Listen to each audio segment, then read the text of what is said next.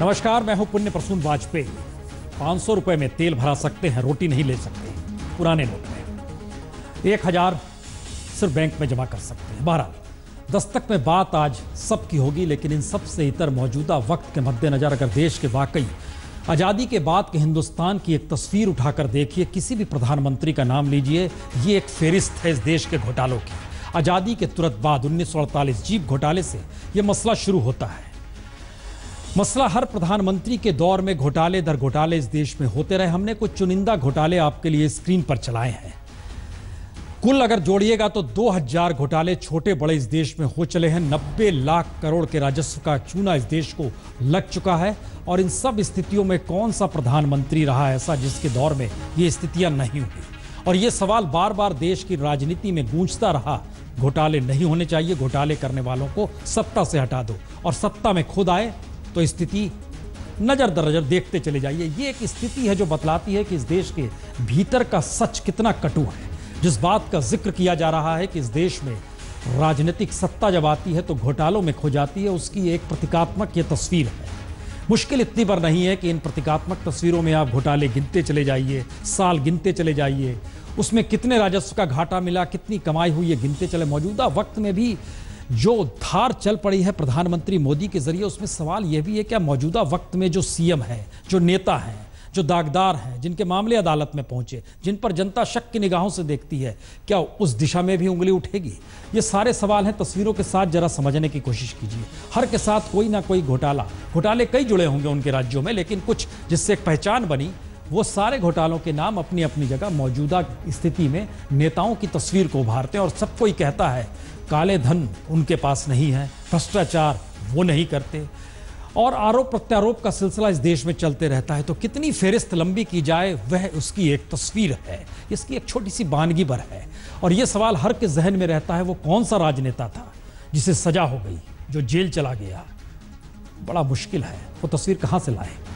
तस्वीर हिंदुस्तान की लाते हैं आज। एक दौर वो था, एक दौर ये है। एक दौर वो था जब जिक्र सोने की चिड़िया का होता था।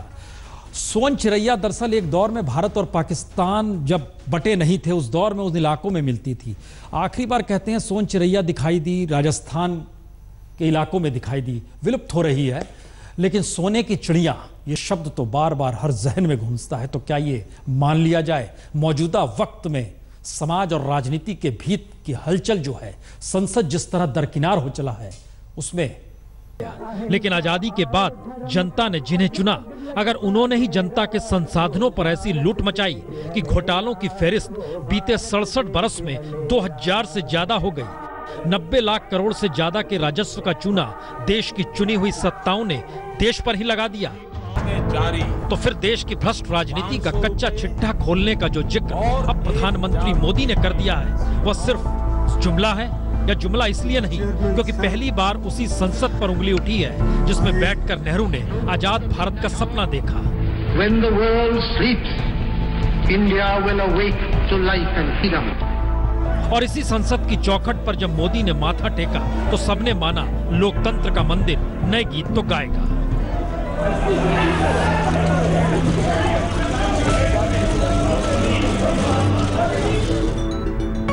तो क्या नेहरू से लेकर मोदी तक के दौर की उपलब्धि वाकई घोटालों की ये फेरिस्त ही रही? और पहली बार जनता के चुने हुए नुमाइंदों के बीच यानी संसद से दूर सीधे जनता की रैली को प्रधानमंत्री ने जानबूझकर महत्ता दी कि रास्ता संसद या सांसदों को नहीं, देश की जनता को निकालना है।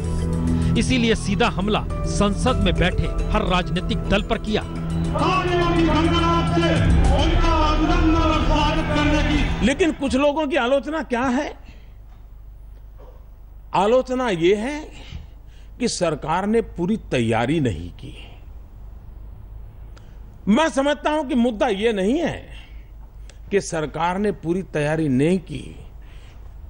ऐसे लोगों की पीड़ा इस बात की है कि सरकार ने किसी को तैयारी करने का समय नहीं दिया। तो क्या आजाद भारत की उस नब्ज को मोदी ने पकड़ा है जिस नब्ज को आजादी के वक्त महात्मा गांधी ने यह कहकर कोलकाता के करीब बेलियाघाट की एक अंधेरी कोठरी में आजादी की रात बिता दी कि देश की आजादी का मतलब सिर्फ सत्ता का हस्तांतरण है, यानी लूट, असमानता, गरीबों का हक आजाद भारत में नहीं मिलेगा। महात्मा गांधी को आखिरी वक्त में कांग्रेस में भी कोई उपयोगिता दिखाई नहीं दे रही थी, लेकिन क्या वाकई मोदी गांधी की तर्ज पर संसद को खारिज कर सकते हैं? मुश्किल इतनी बार नहीं है। मुश्किल यह है कि वाकई जिस सोन चिड़िया का हमने जिक्र किया है, क्या नोटबंदी के बाद देश ये ख्वाब देखने लगा है, या ये कहा जाए कि दरअसल देश जिन स्थितियों में है और खुद संसदीय राजनीति जिस जमीन पर खड़ी है, वह खुद सोन चिड़िया को कुचल कर खड़ी है। और वहीं पर प्रधानमंत्री मोदी पद पर बैठकर जिस तरीके से स्थितियों को बता रहे हैं, लग क्या ऐसा रहा है वो खुद देश है। ये सवाल हम क्यों कर रहे हैं, पहले इस रिपोर्ट को देखिए, उसके बाद इसका जवाब पूछा जाएगा।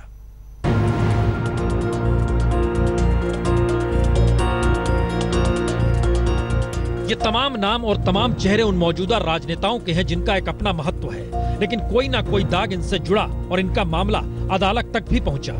तो क्या ईमानदारी के महापर्व में आने वाले वक्त में सभी पर मोदी की ईमानदारी भारी पड़ेगी, या फिर जिस राजनीतिक व्यवस्था पर संसद और पीएम का पद भी मौजूद है, वह मोदी को संविधान की दुहाई देकर ही अलग थलग कर देगा? ये ऐसा सवाल है जो संसदीय व्यवस्था से टकरा भी रहा है, संसदीय व्यवस्था को खारिज करने वाले हालात पैदा भी कर रहा है और संसदीय व्यवस्था के विशेषाधिकार का लाभ उठाने भी दे रहा है। और चूंकि 2014 के आम चुनाव में मोदी को जनादेश मिला, बीजेपी को नहीं, इसका खुला जिक्र जब संसद में मोदी की मौजूदगी में सांसद ही कर रहे हैं, तो सवाल यही है, क्या 2014 देश का आखिरी चुनाव हो गया जो संसदीय व्यवस्था के दायरे में भ्रष्ट तौर तरीके से लड़ा गया? क्योंकि आज जब नोटबंदी के जरिए ईमानदारी का जिक्र मोदी कर रहे हैं, तो समझना होगा कि 2014 का चुनाव देश का सबसे महंगा चुनाव साबित हुआ।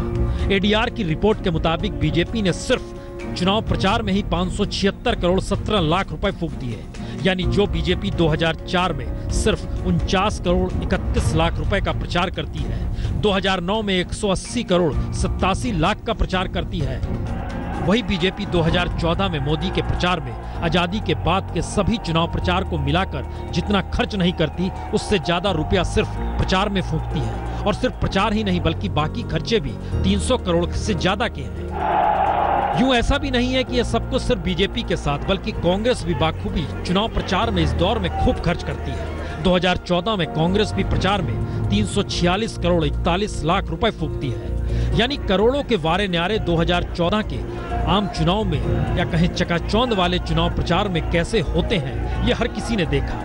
और जिन कॉरपोरेट या उद्योगपतियों या निजी तौर पर राजनीतिक दलों ने सिर्फ 2014 के लिए चंदा राजनीतिक दलों को दिया, वह भी 2000 करोड़ से ज्यादा का है। तो फिर 2014 के जनादेश के महज 30 महीने बाद क्या वाकई देश एक ऐसे दौर में पहुंच चुका है जहां प्रधानमंत्री मोदी उसी जमीन को खारिज कर नई जमीन बना सकते हैं जिस जमीन पर वो खुद खड़े हैं? देखिए, हाउस में आइए और फिर देखिए क्या होता है। कौन सा इमोशन दिखाई देगा आपको मोदी जी पे? हम सिर्फ ये कह रहे हैं कि ये जो लोकसभा है, डिस्कशन राजनेताओं को, एमपीज को इसके अंदर करना, या फिर ये एक नई राजनीतिक लड़ाई की शुरुआत भर है जिसमें हर राजनीतिक दल को अब समझ में आ गया है, धीरे धीरे राजनीतिक सत्ताओं ने अगर तमाम संवैधानिक संस्थाओं को ही खत्म किया, तो फिर आखिर में संसद को भी कौन पूछता? तो संवैधानिक संस्थानों के जरिए अब देश चलाना मुश्किल होगा और लोकतंत्र के सारे राग सड़क पर ही गाए जाएंगे।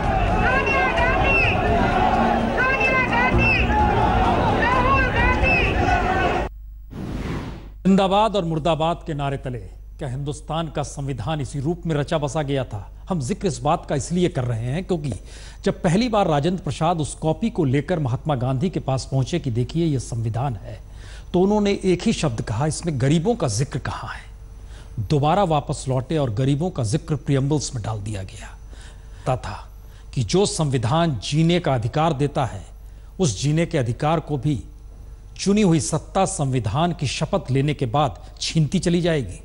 हालात कुछ ऐसे हैं, रिपोर्ट देखिए। कानून द्वारा स्थापित प्रक्रिया को छोड़कर अन्य किसी तरीके से किसी व्यक्ति को उसके जीने या व्यक्तिगत स्वतंत्रता से वंचित नहीं किया जाएगा।